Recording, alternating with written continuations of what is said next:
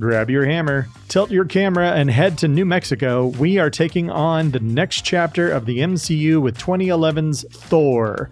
Join us, but only if you're worthy, on this episode of Blind Spots and Second Thoughts.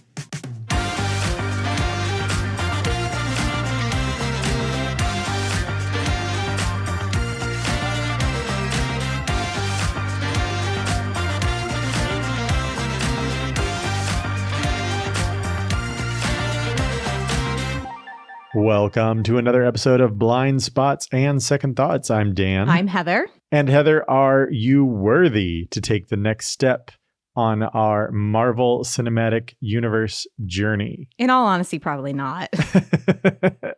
Heather, what do you know about Thor? Chris Hemsworth is Thor. Okay. Thor has a hammer. Thor is a figure in Greek mythology. Norse mythology, not Greek mythology. Some type of mythology. I don't know. I always get them mixed up. But okay, Norse mythology. Okay. That's about it. That's all you know about Thor? That's all I know. Okay. Pretty sure that's all I know. Thor, the comic book character, was created in 1962 by Stan Lee, Jack Kirby, and Stan Lee's younger brother, Larry Lieber, based on the legendary Norse deity of the same name. Whatever. Thor, the god of thunder, is known for swinging his enchanted hammer, Mjolnir, which is only able to be wielded by those who are worthy. Do you know any other actors or characters that are in this movie? Well, I would suspect that we're going to see some of the people that we've already met, Iron Man and those guys. Samuel L. Jackson, whatever his name was. Nick Fury, Tony Stark, the Scarlett Johansson one. Black Widow. Gwyneth Paltrow. all of them. Do you have any guesses about what will happen? Not really, because this journey is so vast that I cannot predict where any of these movies are going to go, I don't think. I mean, that's fair. Build on each other. That's fair. Thor, which is the full title of the movie, no subtitles. It feels like it probably should be longer, was released in the spring of 2011, sandwiched between Fast Five and Bridesmaids. Saw Bridesmaids. Other notable movies released in the spring of 2011, Insidious, Scream 4. That was a weird noise to make, but I love Insidious. Super, from writer-director James Gunn, who has some involvement with the Marvel Cinematic Universe in the future. Pirates of the Caribbean on Stranger Tides, Kung Fu Panda 2, and X-Men First Class. Which Scream did you say? 4. Okay. Yeah, so Scream 4, the last one directed by Wes Craven. I'm really proud that I've seen 3 of the movies that you just mentioned. What's the third one? Bridesmaids. Oh, Bridesmaids. Okay. Thor stars Chris Hemsworth and Tom Hiddleston in career-making roles as Thor, as Loki, and his brother Loki. Now I remember. Once you said Tom Hiddleston. The cast is rounded out by some pretty heavy hitters. Natalie Portman, Stellan Skarsgård, who we recently saw in Andor, Kat Dennings, Idris Elba, Rene Russo, and Anthony Hopkins. What? And the movie was directed by Kenneth Branagh. Oh. Old Gilderoy Lockhart himself. Apparently, Kenneth Branagh was a huge fan of Thor comics as a kid, so he was very excited to direct this movie. And Hercule Poirot. This movie was teased with the post-credit scene in Iron Man 2, yes, you might recall, and is part of the Fury's Bad Week trilogy of The Incredible Hulk, Iron Man 2, and this film, which all take place the same week in the Marvel Cinematic Universe. That is a bad week for him. So are you ready to cross the Rainbow Bridge and watch this movie? Cross the Rainbow Bridge? Like a dead pet? No. It's a Norse mythology thing, but it also is a Marvel Norse god thing. It's also what you say when a pet dies. Right. That is true. Well, I guess there's only one way to find out. All right, let's find out. The Jotuns must learn to fear me, just as they once feared you. That's pride and vanity talking, not leadership. You've forgotten everything I taught you. But a warrior's patience. While you wait and be patient, the Nine Realms laugh at us. The old ways are done. You'd stand giving speeches while Asgard falls. You are a vain, greedy, cruel a boy! And you are an old man and a fool!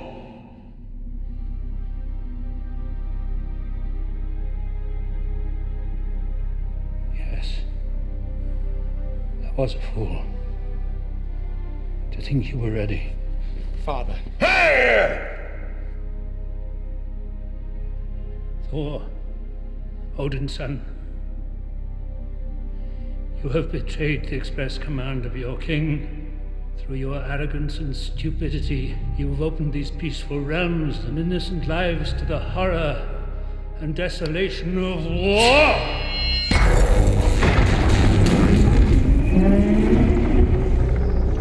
You are unworthy of these realms, unworthy of your title! You're unworthy of the loved ones you have betrayed.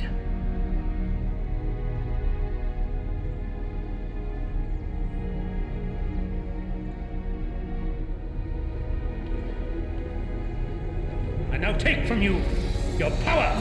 In the name of my father and his father before, I Odin, your father, cast you out!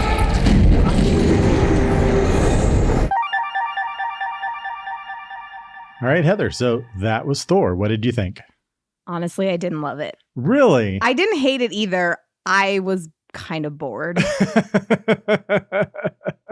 Yeah, it's a slow movie. Yeah, it was slow. It was not necessarily my cup of tea. Okay. As we discussed when we saw the new Superman, 2025 Superman, I actually respond better to superhero movies that feel a little bit more grounded in reality. And so just the more fantastical elements of this, the other realm and everything like that, didn't necessarily appeal to me as much. Which is so funny because this movie bends over backwards to make the more fantastical elements grounded. They really try so hard to, the Asgardians are advanced aliens, and, the other realm, Asgard, is not like another plane of existence. It's a physical place just somewhere else in the universe. Yeah, no, and I got that. And I didn't hate it or anything, but it didn't really appeal to me as much. But I think the bigger issue that I had with the movie, just generally speaking, was that I didn't feel like most of the developments were earned. Like the relationship between Natalie Portman and Chris Hemsworth, the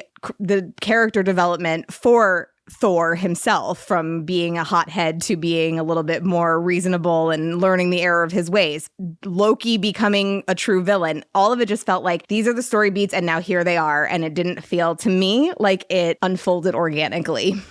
I would say that's a fair criticism. I think the movie tries real hard to sell all of that. But yeah, if it didn't land with you, it didn't land with you. No, it just felt like I knew that those were the things that were going to happen. It starts out Loki villain coded very early on when he still seems like he's just Thor's brother and he's hanging out with him and his friends. Mm-hmm. And obviously I knew, or I could tell pretty quickly, that Natalie Portman and Chris Hemsworth, why can't I say his name? Natalie Portman and Chris Hemsworth were going to be love interests. And obviously Thor starts out being reckless and hot-headed. And I'm like, this is obviously going to go somewhere, but it was just like, and now here it is. And it didn't feel, I'm like, why though? Like, it didn't feel, like I said, it just didn't feel earned. That's fair. The movie tries its best to fit it all into a relatively tight timeline. There's a lot to juggle. There's a lot to fit in to this particular film. So I think that everything just does happen very quickly in the span of just a few days. That could make it feel rushed, and I can understand that. I think the most egregious example would definitely be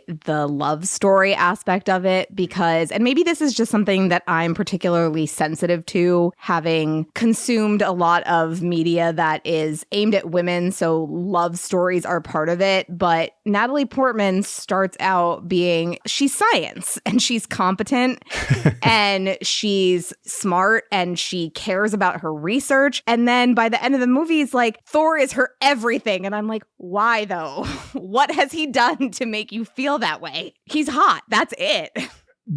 He's hot. He is caring. They spent, and the movie yada, yada, yada's over it, but they spent that evening where he got her notebook back for her, and that's kind of the bare minimum. Like, that's the bar we're going for. Seriously. He was nice to her.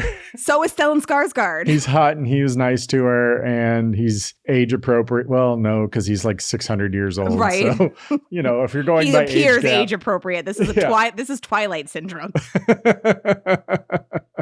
He treated her like an equal. The bar is on the floor. The bar is on the floor. It's because he's hot. Let's just accept that. Honestly, that's probably it. He's hot, and he ticked all the bare minimum boxes, and he is a Norse god, so there is that too. I guess. When do they realize that? At some point, Stellan Skarsgård's character does say, he's saying all these things. These are like the myths that I read as a boy, and then he pulls out the book and shows them. So is that why Stellan Skarsgård is in the movie? Because he's Scandinavian? Yes. So he can be like, I know these stories because Norse mythology matters to me, a Scandinavian. Yes. Oh, okay. Fair enough. That's a good reason. I mean, honestly, here's the thing. Thor, to me, it's kind of a middling MCU movie. It's not bad. It's not one of my favorites. I find it to be watchable. I find it to be a lot more watchable than Iron Man 2 or The Incredible Hulk, which we've watched so far. It's got slow stretches. I think it really coasts on the charisma of the leads. Chris Hemsworth is fantastic, I think. He's okay. I don't know. I don't mean to impugn him. I think he is a very charismatic guy. Yeah. And maybe that's why I felt like I just wasn't seeing it as much as maybe I expected to. Well, hang on, because he does get a chance to bring more of that to Thor later on. So this is a little more staid. This is Kenneth Branagh doing Shakespearean drama as a comic book, basically. Sure. But, everyone else, Anthony Hopkins and Tom Hiddleston are firing on all cylinders. Kat Dennings gets some good comic relief in. She was good. I think Natalie Portman and Chris Hemsworth had good chemistry. Like, she really sells the fact that she's crushing on this guy, even though it's not great that it's like, here's a career-minded woman, hot guy shows up, and all of a sudden she's like schoolgirl crushing on him. Maybe that's some of it is just, it's 2011 and women didn't have brains yet. I mean, she is an astrophysicist. And one of the nice Not things... after she meets Chris Hemsworth. No, she is. No, She's know. I'm kidding. And in fact, I really did like in the end credits scene, Stellan Skarsgård, Dr. Selvig refers to it as the Foster theory. So it's actually like it's her work. It's not like the Foster Selvig theory, or he's not saying my work. He's saying that Jane Foster is the genius behind it all, and he's just kind of assisting and her mentor. So yeah. No, so nice. that was nice. I don't know. I didn't feel like she lived up to the potential of that character. That's fair. And, that is a fair criticism of the character moving forward in the MCU. And we'll get to that when we get to some of the later movies. We'll talk more about Natalie Portman and her strange relationship with the MCU. Apparently, I saw an unsourced trivia entry on IMDb, but it said that Natalie Portman signed up for the role because she said, Kenneth Branagh doing a comic book movie? That seems crazy. I've got to do that.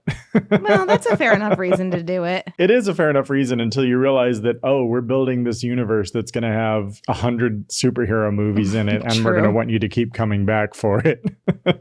I do think that Natalie Portman and Chris Hemsworth had better chemistry than Liv Tyler and Edward Norton did in The Incredible Hulk. But again, another woman who is science and then all of a sudden is like, but this man, I love him. Well, she's not but this man. She's science and I love this man. Sure, and that's true. Women can have it all.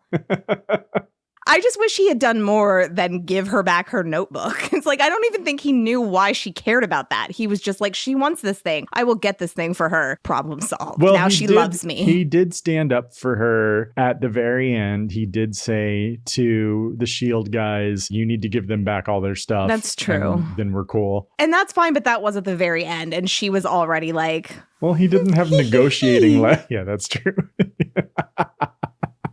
But yeah, as far as this entry goes, it's definitely, It's foundational. It's not the most popular. It's not the least popular. It's just sort of an interesting note in the MCU. It wasn't even a huge performer. It was only the 15th highest grossing film of 2011. So it didn't even crack the top 10. It's inoffensive. That's the thing. I mean, that is a perfect way to describe this movie. I'm complaining about some of the story elements, but it was just like, I knew that it's where it was going, right? I knew that the things that were happening, they did make sense. I just, like I said, I didn't feel like they were actually earned by the script, but overall, it was just there. It was inoffensive. It was fine. It just wasn't the most interesting thing in the world to me. And Thor was never really a hugely popular character. He was never one of the really big ones, but he was someone who they had the rights to at this time, because at this point, they still had licensing issues out. Disney hadn't bought all of everything yet. So they hadn't returned all of the rights to Marvel yet. So they had who they had to work with for the Avengers, and they were building towards the Avengers. So. It did feel like a stepping stone kind of a movie. Like I knew Thor was a character, right? And so this movie felt like, well, we have to introduce Thor, and he's a Norse god, but he needs to be in the United States. So this movie is about how do we get Thor to the United States? Yes. And this is how.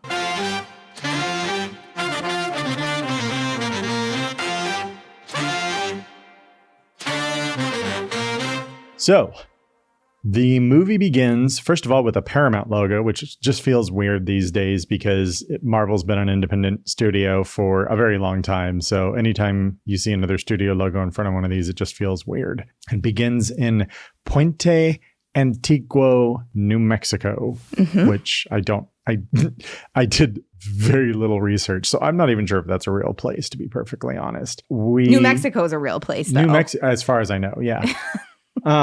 We meet Jane Foster, Eric Selvig, and Darcy, who for this movie does not seem to have a last name. Okay. Well, she's the comic relief, so she doesn't deserve a last name. Jane is an astrophysicist played by Natalie Portman. She's science. Her mentor, Eric Selvig, is Stellan Skarsgård. And Darcy is their intern, who is a political science major who was the only person to apply for their internship. Yeah, interesting. Which is pretty funny, actually. They're in a van chasing strange readings. There are Dutch... What kind of readings? Like atmospheric? Yes. Okay. But they are doing science in a van. The movie starts with the Dutch angles right off the bat. When the frame, instead of just being aligned and at a normal plane, it's tilted. The frame is tilted. They call that a Dutch angle. So like if there's like a 45-degree angle and you're at just kind of an odd, there are so many Dutch angles in this movie. It's so weird. I will be honest, I didn't really notice. And they just start like right off the bat. Particularly in the first scene, it doesn't surprise me that I didn't notice because there's just a lot of movement happening. And that, as you know, tends to not really land with me. I never know what's going on when there's a lot of crazy stuff happening on screen.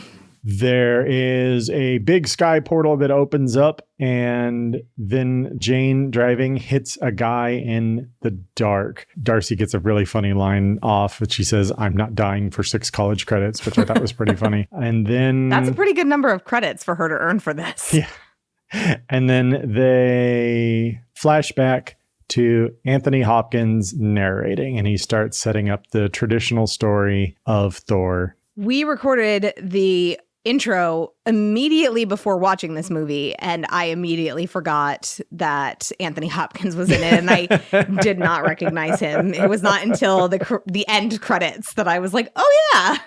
Well, wait, but you see him. I mean, I guess he's got a big helmet. And he does. He's got the eye patch and everything. It still looks like Anthony Hopkins. I didn't notice. And he sounds like Anthony Hopkins. I didn't notice.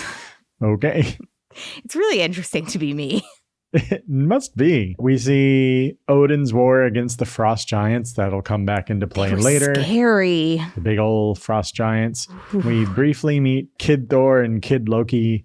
And then we flash forward to Thor as a successful warrior on his coronation day. Chris Hemsworth looks so weird in this movie because they dyed his beard and his eyebrows to make him look super blonde. And they don't do that after this movie. But his dyed eyebrows look so goofy in this movie. I don't think I noticed that specifically, but I did feel like there was something unusual about his appearance. Yeah, they stopped that after this movie. But for this movie and this movie only, Thor is super, super, super blonde. They live in the Emerald City, but copper. Yeah, actually, it does feel like the castle at Asgard has a lot of Wizard of Oz, Emerald City kind of feel to it. Yeah. I thought they looked very similar, the castles. It is Thor's coronation day, but then frost giants come in and try to steal the MacGuffin, the casket, the source of their power, I guess. The destroyer comes out. I had forgotten what it was called. They call it by its name once in the whole movie at the very end. Oh, is it that the big robot looking thing? Yes. That lights people on fire? Yeah, and vaporizes them, yes. Oh, That's okay. the destroyer. Okay.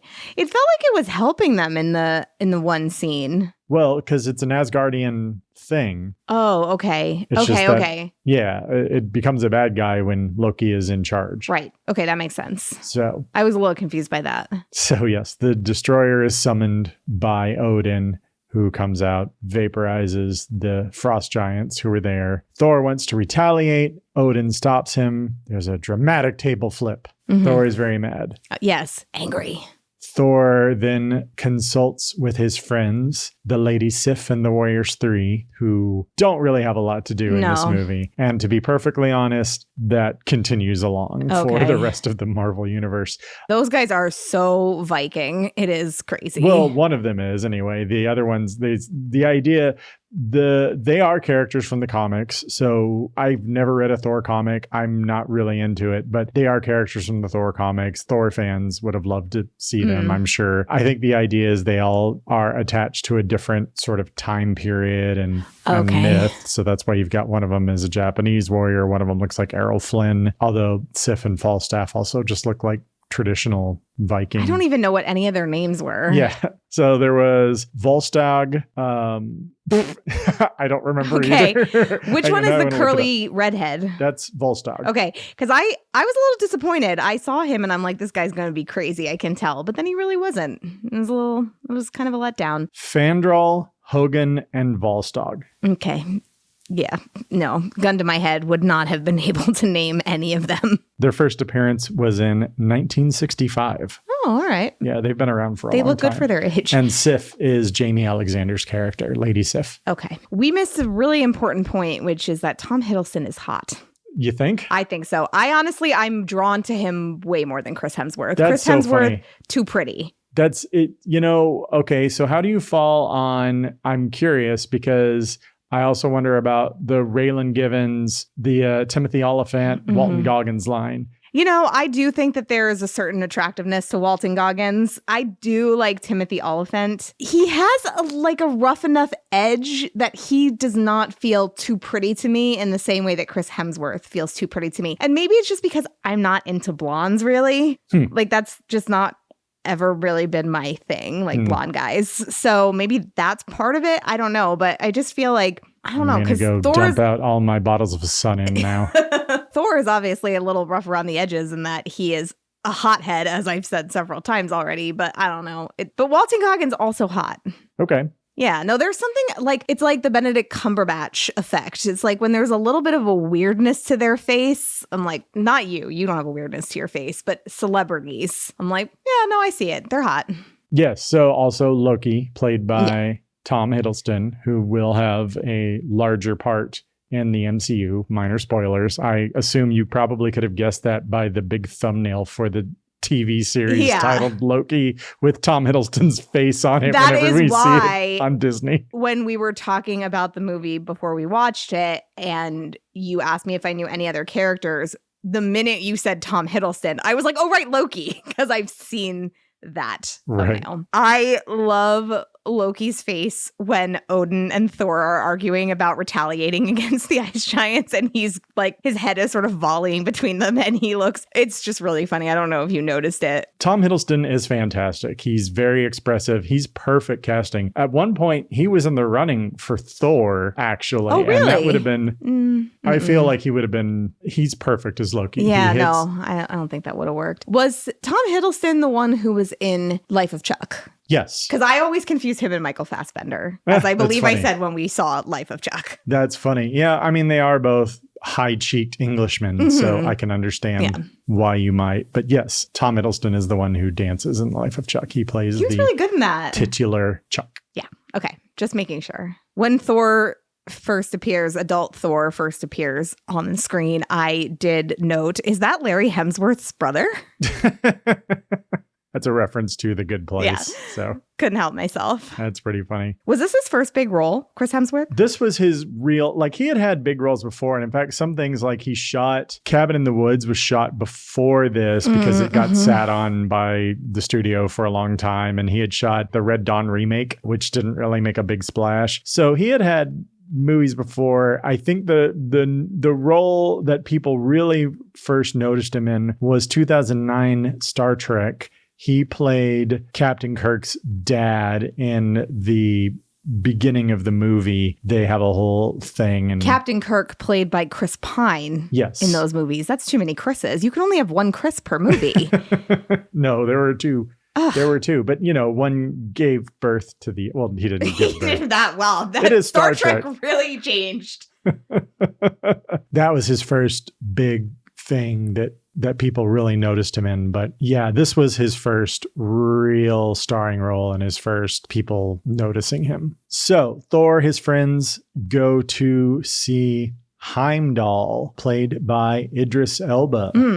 Heimdall, there was a little bit of controversy when this movie came out because Heimdall, famously a Norse god, a lot of these characters are taken from Norse mythology, and Idris Elba, you might have noticed, is a black man. So, of course, he is. Racists were out.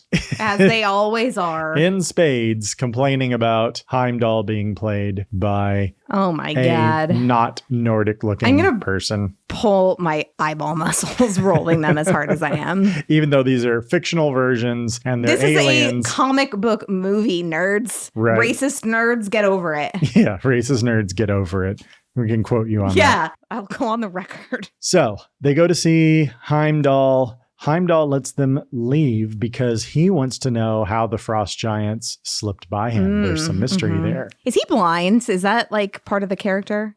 He's not blind, but he has his Heimdall sight. I think there's a special term for it. So he can see, like he can very clearly see, but he can see all. Okay. The idea is that he can gaze and he can gaze through the realms and he can see everything. But so he couldn't see how they got by him. Exactly. Okay. They go into the ice cream cone spinny thing. The ice cream cone spinny thing. Yeah. Otherwise known as the Bifrost. Oh, is that what the Bifrost was? That's the Bifrost. Okay. Looks like an ice cream cone and it spins. I call them like I sees them. The Bifrost is their portal that allows them to travel to other worlds across the 9 realms. I do like that this movie does take its time and it is a bit slow going in contrast to more recent Marvel movies. More recent Marvel movies feel like they have to get to the action faster. Part of that may be an overreaction to movies like Thor, where they took their time and set things up and, people didn't necessarily respond to it as much. And part of it is also just they have a lot to get to in more recent movies. So they just have to kind of hit the ground running. I was sort of torn because honestly, it was during these scenes that I was a little bit bored because I did think that it was slow moving. And what I wrote was, this is really beautiful and very well acted, but I'm ready for him to get to Earth. Because I'm like, I know it's coming because we saw him at the beginning. Right. And I'm like, this is gorgeous. They're doing a really good job, but it's slow and I'm bored. And I want to get back to New Mexico, which I've never said before because I've never been to New Mexico.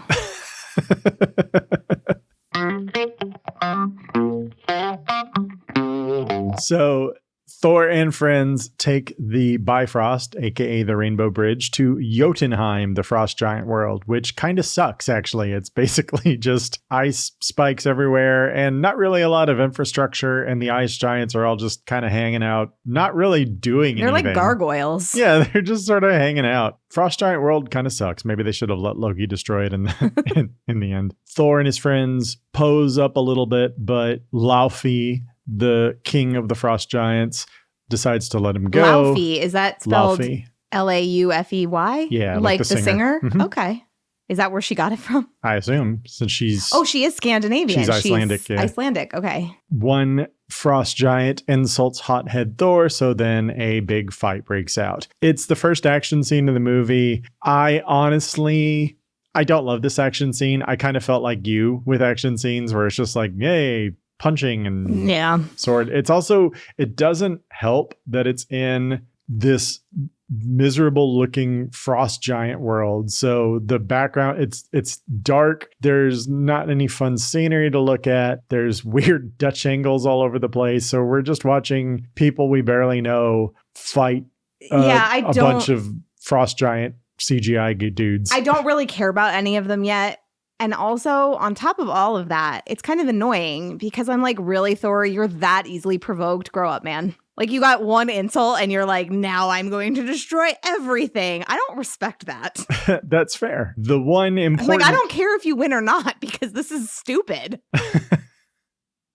The one important thing, plot-wise, to come out of the fight is while the frost giants touch any Asgardians, it burns them, but then a frost giant grabs Loki's arm and it turns Loki's arm blue. I didn't really get that in the moment until later. We also see that Loki has some kind of a power where he can like project himself in another location. Illusions. Okay. So during the fight, Laufey brings out the big video game boss creature. The one part of the fight I actually did like is when Thor winds up and flies right through its mouth to kill it. That part was actually cool. pretty cool. I liked that too. But then they are surrounded by frost giants. Odin shows up and ends the fight, but Laufey threatens war and Odin takes them all back through the Bifrost and they go back to Asgard. Laufey, played by Colm Feore, we decided after the movie was over. So I don't know who that is. Yeah, so I was going to say just a little quick point about that. Colm Feore was in the made-for-TV movie Storm of the Century, which was the only original screenplay that Stephen King has ever written. Storm of the Century was not a novel, and it takes place on a small island off the coast of Maine, shocking, where a kind of otherworldly creature shows up during a blizzard to... I didn't know Stephen King wrote about Maine. Torment. Yeah, once in a while. Just once in a while. But yeah, another worldly creature shows up on this trapped island because there's a blizzard, so they can't get to the mainland, and torments them for his own purposes. And that otherworldly creature is played by Colm Feore. And here he is in a bunch of makeup. I didn't recognize him, but when I saw the name, you can attest, I was like, Colm Feore. So the Asgardians have a big Shakespearean drama, melodramatic argument. Odin banishes Thor to Earth, enchants his hammer, and sends it down after him. And now we're caught back up to the beginning. He banishes him very aggressively. It is super dramatic. I thought that in that moment, Odin was harsh but necessary. Harsh but necessary. Which is another Good Place reference, a very subtle one. It's what Eleanor says after Michael pushes Chidi through the portal to the IHOP. Oh, yeah. After Odin banishes Thor, the camera goes to Loki, and I'm like, and Loki is like, oh, I just can't wait to be king. So Thor is out of sorts. Darcy tasers him. I'm sorry, I have a quick point about the tasering. Okay. The taser. She says something about New Mexico, and he says, are you threatening me? And I did not see that she was holding a taser. So I thought that he thought that New Mexico was a threatening phrase. New Mexico is actually a swear in Asgardian. It was only when she tasered him that I was like, oh, that's probably what he's talking about. You know, it's hard to knock people out in real life. So tasers don't actually knock people out. They'll disable them, but they won't make them go unconscious, but maybe Norse gods. Movies got a movie. Know. They take him to the hospital. He gets up again and fights off a bunch of people in the hospital. And then they knock him out with a shot, which one of the things I do love is watching Thor get knocked down over and over again in this movie. I will say the pratfalls are pretty funny. Well, especially because he's so annoying when he just flies off the handle. Mm-hmm. So Mjolnir lands in the desert, leaves a big crater. We saw this in the post-credits scene of Iron Man 2. The first gentleman to find it in the red truck is comic book writer J. Michael Straczynski. Oh, so he wrote, I don't know who that is. He wrote a lot of Thor comics. And so this was sort of just a fun bit He shows up fans. very intentionally. It looks like he knew it was there, or is it he just did you see? You might have been taking a note, but like you can see it landed and it made a big impact when it landed. So people are like, what happened? Yeah, it looks like a meteor hits the ground. Maybe I was taking a note. And then it turns super American because everybody shows up and they're grilling and they're playing music. Yeah, and they're tailgating. And they're all trying to Sword in the Stone, trying the hammer. to lift the hammer, but they cannot lift the hammer. A lot more Dutch angles. My note here was, I don't see why people say all Marvel movies look alike, because if you watch Thor, it's got these crazy Dutch angles and none of the rest of them do. So they see that Thor has escaped. They're having a conversation about it, and Darcy very subtly in the back just starts reloading her taser when they say they need to find him. I didn't notice that. Oh, I wish I had.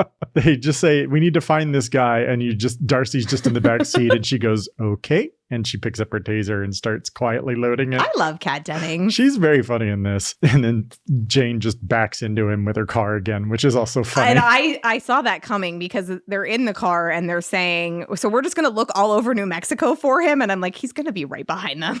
We're probably going to hit him. We see the guys trying to lift the hammer and failing. Stan Lee is one of them. So he's the one who did not notice again. Wow, you were not watching this movie. Maybe that's why you weren't into it. You just weren't paying attention. I was paying attention. He was the guy in the truck when they the one that the truck gets pulled apart. Yeah. I didn't recognize him. I remember that scene. I have Stan Lee face blindness. He sticks his head out the window and he says, "Did we get it?" or something like that. I definitely remember that part, but I did not realize that was Stan Lee. So the gang goes back to their base of operations, which is in an abandoned restaurant, I guess. I don't know. It was a cool building, but I couldn't figure out what it was originally. It just had like that really cool kind of mid-century aesthetic. Yeah. But that's where they had set up shop. And Agent Coulson shows up, played by... Don't sound so excited. I'm mad at him in this movie. Played by Clark Gregg. Agent Coulson shows up. Thank you. That was better. That was more staid. And then takes all their stuff. Boo. All of their equipment is being requisitioned because S.H.I.E.L.D. is going to go investigate the otherworldly appearance of a hammer with strange intergalactic radiation or whatever. Meanwhile, back on Asgard, Loki is perturbed. Loki is apparently the one who narked on the gang when they went to Jotunheim. And, I said this before, Tom Hiddleston is fantastic in this scene. He and Anthony Hopkins put on an acting clinic for these scenes. Yeah. Tom Hiddleston and this random old man that I didn't recognize either. They're great. You're like, this guy is great. He should be in more movies. Right? Maybe even win an Oscar. If he was in a movie and it was only like 15% of the movie that he was in, he could win an Oscar for that. Right. Even if he maybe made some weird noises with his mouth or bit a guy's nose off. Yeah. I mean, these are very specific, but I really think he could do it. Loki finds out that he is, in fact, a frost giant. In fact, he's Laufey's son. He was a foster ice baby. He was a foster ice baby. Odin took him with good intentions, but Loki is big mad and Odin collapses. He's had a very stressful couple of days. So Odin collapses and falls into the Odin sleep, which is a thing, I guess. I didn't realize that he was not dead at first. And I thought it was the most casual death that I had ever seen because he just sort of slumps over. Turns out it's because he did not die. he was just going to Odin sleep. Yes. But I was like, that was kind of anticlimactic. I'm still at this point in the movie wondering why Loki is so villain coded, even though I don't necessarily disagree with any of his reactions to things. Even ratting out the rest of the gang for going to the ice giant land, I'm like, he knew it was going to go badly and he wanted somebody to come and save them. He saved all of their lives, but it's being presented as if he is a traitor. Why do you think Loki is villain coded? Because the thing about it is I think he's a complex character, and minor spoilers for the MCU, he sticks around in the MCU for a while and has different motivations. So he's a character that has, I wouldn't even necessarily call him a villain. I didn't think he was a villain. I didn't think so, but I thought the movie was trying to make it seem like he was untrustworthy and nefarious. He does become that way, but in the points where I'm seeing, I don't know, maybe I was projecting because I have seen some movies, not very many, it's the point of this podcast, but some. And, there's also the fact that, like, Thor's blonde and Loki has dark hair. So he's obviously the bad guy because that's how it works. Right. But no, aside from that, I felt like the movie was presenting it. There is a scene where their friends are talking about him and they seem like they do not trust him. And at that point, he has not done anything that is truly untrustworthy. So to me, the movie was setting it up as if the people in this world are like Loki is a trickster god. Like that is the traditional, like not just in the Marvel mythos, but in Norse mythology, Loki is a trickster god. Okay. That is his whole deal. All right. So that is, I think it's fair to say that you do find out later also that Loki has been a bit of a rascal, for lack of a better word, in the past. I guess that does sort of explain it, because I actually do remember the friends saying that he's a trickster, but he wouldn't resort to something more nefarious. Yeah. But some of them already suspect him of being nefarious, which is why one of the friends is like, no, I don't see him doing that. And so I guess maybe I do remember that we find out that Loki was a trickster god because we look in Stellan Skarsgård's big book of Norse mythology, and there is a chapter on Loki where I'm like, Tom Hiddleston way hotter than that picture. They did him dirty in that book. So after Odin collapses and Loki does call for help, again, the thing about Loki is he has sympathetic motivation. He has sympathetic. He's having an identity crisis. Yeah, he has sympathetic motives, and he is a complex character, and that stays true for most of his appearances in the MCU. I have no problem with Loki. I love him. So, I mean, he is technically. Oh my God, I'm the Natalie Portman to Tom Hiddleston. Tom Hiddleston. I'm a hypocrite.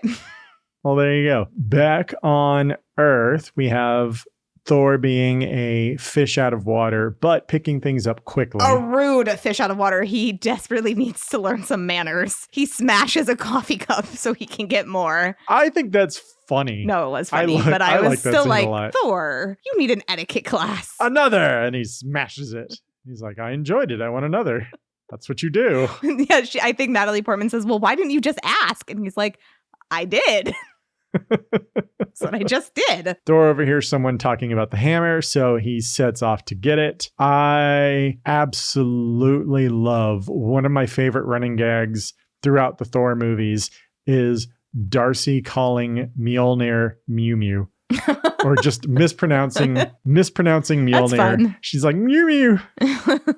So this is when S.H.I.E.L.D. takes all their stuff. They're hanging out on the roof of this cool building. Again, no idea what it used to be. Eric mentions a pioneer in gamma radiation. So that's a little wink, wink, nudge, nudge. Remember Bruce Banner? Bruce Banner. And then back to Asgard, Thor's buddies go talk to Odin, and Loki is on the throne. Loki won't undo Thor's banishment. Thor's buddies give Loki the stink eye and leave. Back in New Mexico, Thor tries to get a horse at a pet store, which is a pretty funny scene. There were puppies. The guy's like, we don't have horses. We just have cats and dogs and birds. And he says, then give me one of those large enough to ride.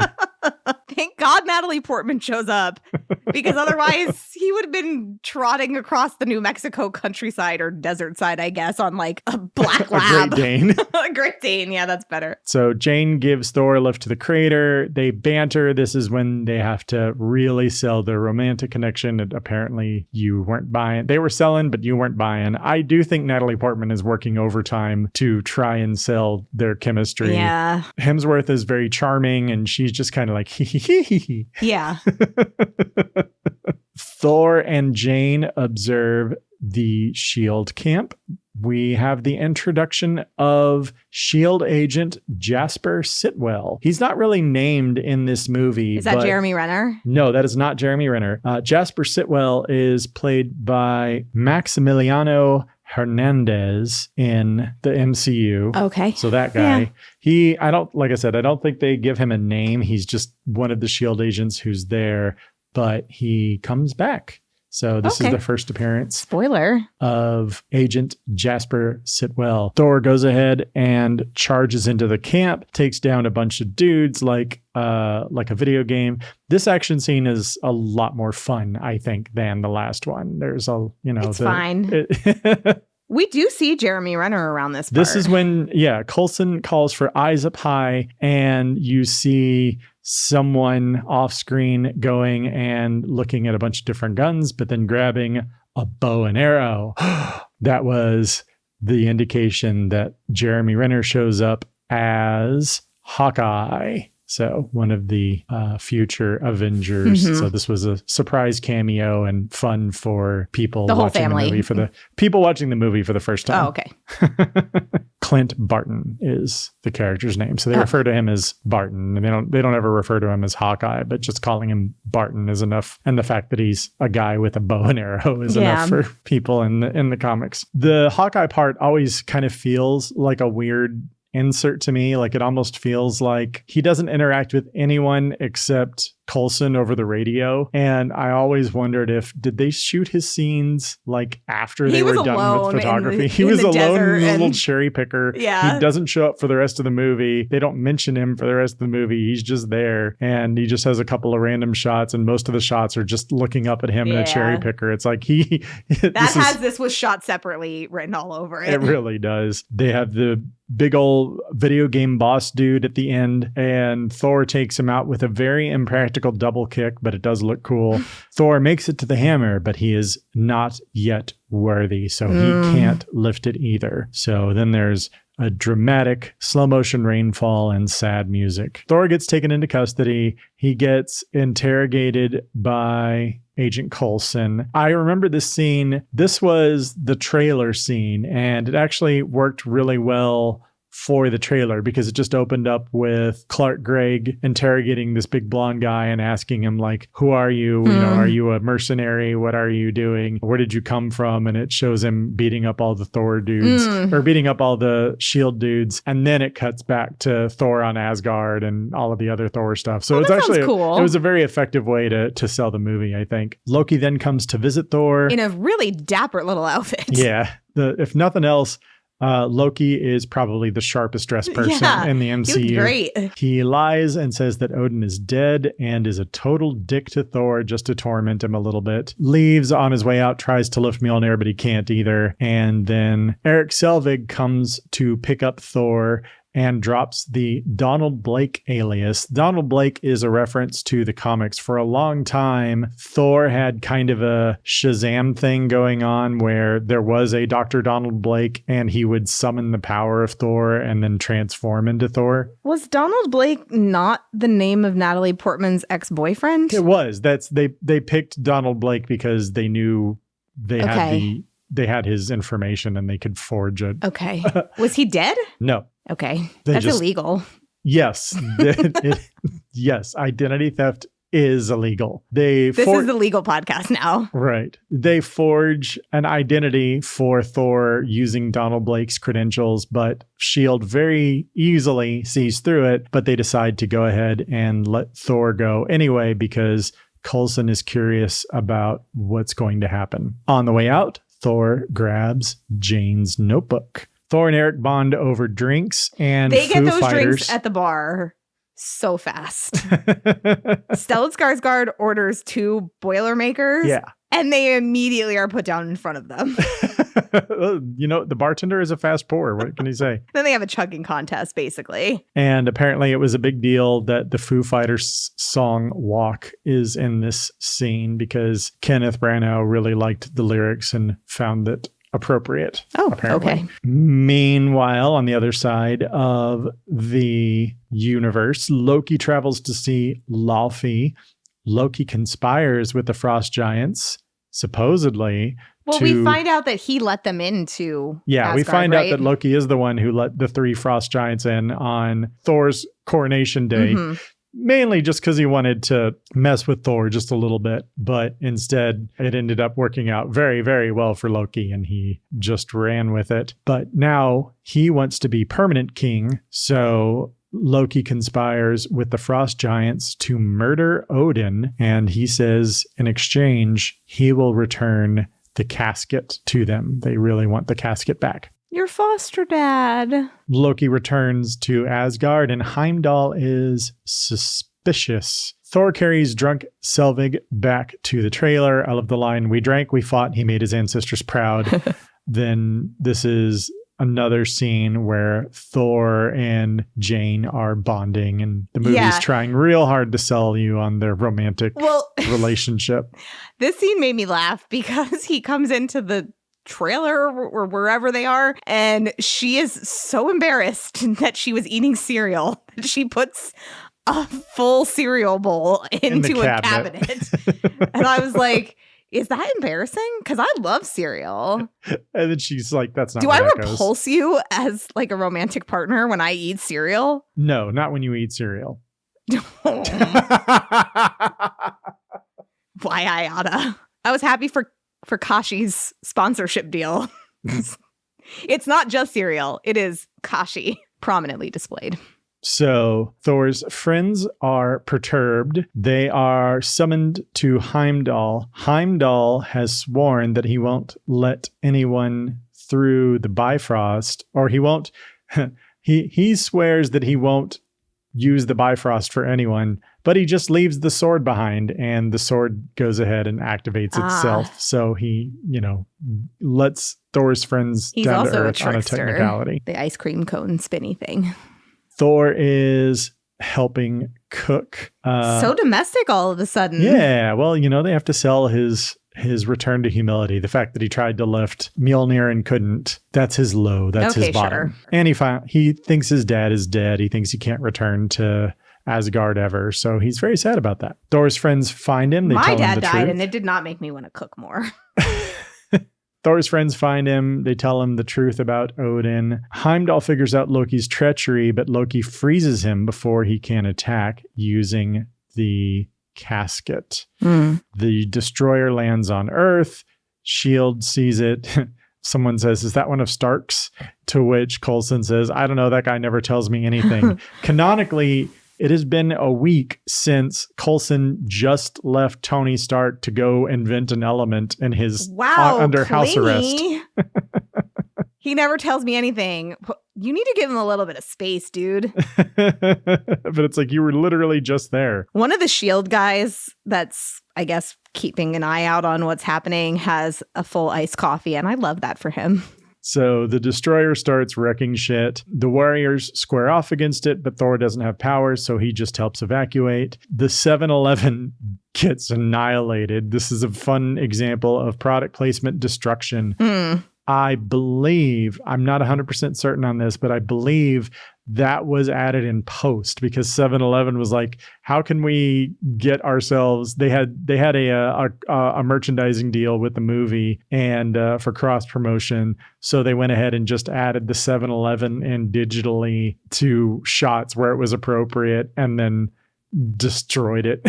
Who pays for those repairs? It's not touched on, but comic books deal with this sort of thing a lot. There's stuff like metahuman damage insurance or the Department of Damage Control, stuff like that. For superhero mayhem, there's a lot of insurance policies and things like that. But this is, to be fair, a tiny town in New Mexico, and there haven't been a lot of superhuman activities at this point on the planet. So presumably nobody in this town is economically devastated.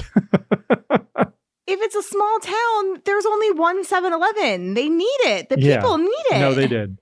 It's very sad. They can't go to the other one across town because there isn't one. Thor goes to sacrifice himself after his friends get bodied and the town is getting leveled. Thor knows Loki is watching and pleads with him. So Loki tells the destroyer to just wind up and smack him down. So Thor is down and dying. Jane is crying over his body. Because nothing in the world matters to her more than the love of a hot guy. Yeah. He is her everything after they've known each other for, what is it now, like 2 days? She doesn't say that, does she? No, but that's the impression she's a good actress, so she's selling that without dialogue. Thor, making a selfless sacrifice, wakes up Mjolnir, and it flies up and flies over to Thor, which wakes him up and gives him his powers back, which is a pretty cool shot. It would have been really funny if the hammer just clocked somebody in the head. Thor makes very quick work of the destroyer, has quick words with S.H.I.E.L.D. I have to note here that Stellan Skarsgård looks tickled by the fact that Thor really is a superhero, a god. He looks so happy. One of my favorite little asides is when Thor addresses Agent Coulson, he calls him Son of Cole. Oh, I didn't catch that. I like it. Like Odin's son, Thor Odin's son. So yeah, Coulson.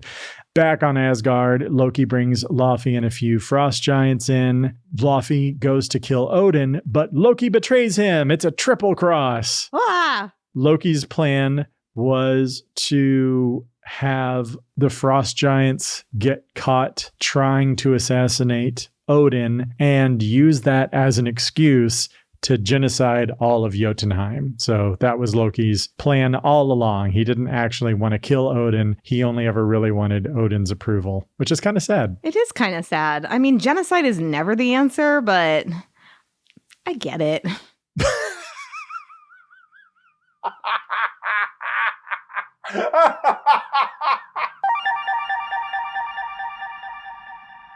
I know it's before all that happens. I don't know if because you sometimes go in a different order first their kiss. Oh, yeah. They kiss. And Natalie Portman's lips are inside of Chris Hemsworth's lips. She puts her mouth inside of his mouth. It looks so weird. I didn't notice that. I did think it was nice that he doesn't go to kiss her. He just kisses her hand and then she grabs his face and shoves her mouth inside of his. Maybe that's how they kiss on Asgard. Maybe. Well, no, that's how astrophysicists kiss. That's how okay, sure. And then the other thing was about Idris Elba getting unfrozen. Yeah, so while Loki is letting Laufey and the other frost giants in to kill Odin, Heimdall breaks out of his ice and Thor is like trying to be like, come on, Heimdall, come on, I need you or whatever. He's like talking to him and then he's slowly breaking out of his ice prison. And I said, the power of friendship frees Idris Elba. So Heimdall does bring back Thor and his friends. They rush to... There is a little bit of confusion because they should be at the Bifrost, between the Bifrost and Loki, because Loki's back at the Odin's nap room. But then Loki somehow makes it back to the Bifrost and sets it to genocide. That shouldn't be a setting. Right. That was their first mistake. Well, they said if you leave it on, the point is you're not supposed to leave the Bifrost on for too long because if you leave it on, it unleashes all of the power and it could destroy the whole world. So that's what it is. It's using it counterindicated to its instruction manual. Loki turns it on and then freezes the Bifrost controls so no one can turn it off because he is trying to finish the job and make Odin proud of him. Thor and Loki fight. Thor wins, but Thor can't stop it. So Thor's only action to save Jotunheim and to prevent the loss of all of that life is to destroy the Bifrost, even though it means he will never see his mortal love, 1/20th his age. Yeah. He's known for all of 72 hours. Yeah. But he'll never see her again because the Bifrost is, what a sacrifice, theoretically the only way back to Earth. So he breaks it with his hammer and completely destroys the Bifrost. In the explosion, Thor and Loki are thrown off the bridge, but Odin wakes up from his sleep, goes and catches them both, with Thor hanging on to Odin's hand and Loki hanging on to Thor. Loki realizes his dad's disappointment, even though he says, "I was just doing it for you, Dad," or "Father." It would be weird if he called him Dad. Yeah, it would be weird, right? Sees that Odin is disappointed in him, so Loki just lets go and flies off into the vortex of left behind from the Bifrost. It's sad. It is sad. Later on, we've got Eric, Jane, and Darcy. They're sad and they realize Thor's not coming back, and there's sad piano music playing. Mm-hmm. The Asgardians are having a feast because I guess they won, ? Or because Odin woke up. But Thor is sad because Loki is gone. There is a really weird romantic vibe between Thor and his mom. Well, there's supposed to be more of a vibe between Thor and Sif, because Sif apparently has a thing for Thor. That doesn't surprise me, because that seems like what those characters would be to each other. But at the very beginning of the movie, during his coronation, he winks at his mom. And then in this closing scene, she's worrying about him because he's sad that he can't get back to Earth. But there's just, it's weird. I got a weird vibe between them. Rene Russo apparently had taken 6 years off acting before making this movie, was encouraged by one of her kids to come back and so that's what happened, is that she came back and she's like, wow, this guy's really hot. I know he's supposed to be my son, but I'm going to put off cougar vibes. Thor goes and talks to his dad, but Thor knows he's not ready to be king yet. He has matured, but he knows that he has a lot more growing to do and he's not ready to take on the crown. So Odin remains king of Asgard. Thor goes to Heimdall, who keeps watch on Jane, who is still doing science with S.H.I.E.L.D. and also looking for ways to reach out and hopefully find her man again, because that's all that really matters. Yeah. And the true point of science is to find a man.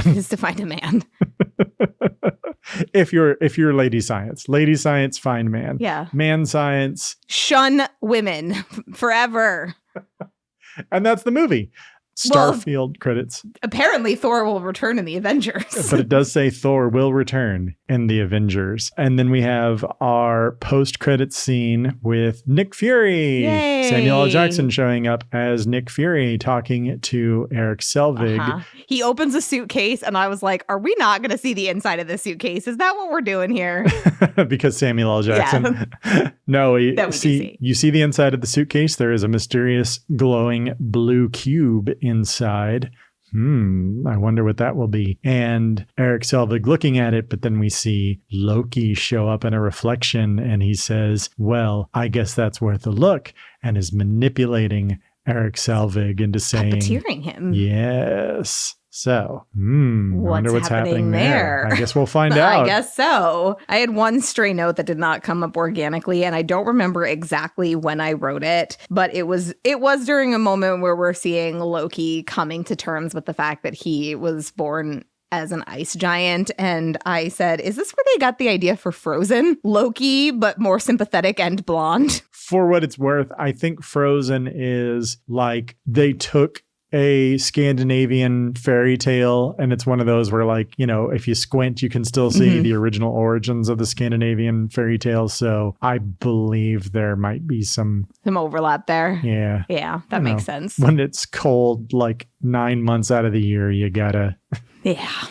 A lot of your myths and stories are going to involve the cold, probably. Fair enough. That makes sense. Well, I stand by what I said. It was just fine. It didn't really appeal to me that much, but I wasn't miserable watching it. It felt a little bit like, okay, this is a bridge between what we've already seen and what we're going to see. We're meeting these characters, and it kind of is what it is. And yeah, I was bored at points, but like I said, I didn't hate it. one of the things that people have mentioned over the years is that this movie is remarkably similar to the 1987 Masters of the Universe movie starring Dolph Lundgren and Courtney Cox. Wow. Okay. I have not seen that. It's not beat for beat the exact same, but there are very similar vibes where you have this universe of people that's a little bit of, sword and sorcery type universe. And then the hero and his friends get thrown into modern day Earth and they have a fish out of water adventure and they have to reopen a portal so they can get back to their fantastic realm to fight the bad guy, who is an overly dramatic actor and probably doing more work than he needs to do for the movie. But that's Thor. I would agree with you. It's not an unwatchable movie. It is a solid C+, I think. Yeah. It's fine. There's nothing particularly wrong with it, but there's nothing particularly amazing about it either. Exactly. It deserved to be 15th place. The acting was very good. I'll give it that. Yeah. I think a strong cast in this movie, and they all did a great job, but it was just kind of boring. Yeah. So can I know what's next? What is next is Captain America, the First Avenger. Another Chris. All right. So we will do that on a future episode. But for now, thank you for listening. I have been Dan. I have been Heather. And this has been Blind Spots and Second Thoughts. We'll catch you next time.